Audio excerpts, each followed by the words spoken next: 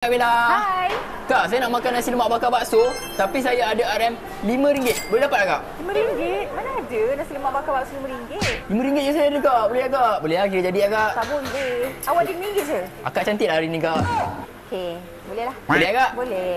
Ni pakai beras apa ni, Kak? Ni pakai beras basmati. Oh, beras basmati eh? Ya. Apa beza dia, Kak?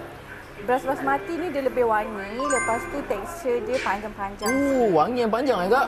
Betul. Okey, mantap. Ada timun, ada ikan bilis.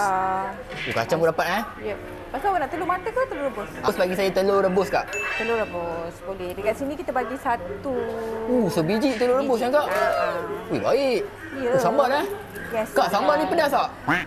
Tak pedas sangat. Tak pedas sangat eh? Saya memang manja-manja sikit, Kak. Tak makan pedas. Ya ke?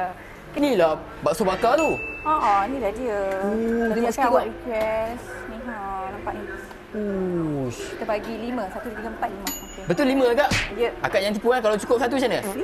5 eh? Okey, betul eh? Ya. Sekali kita akan bagi keropok. Oh, dapat keropok sekali eh? Ya.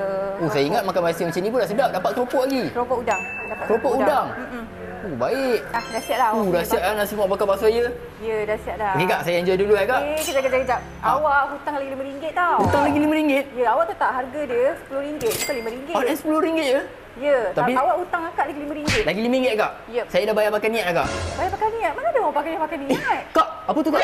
Itu apa? Tu, pasal tu. Eh.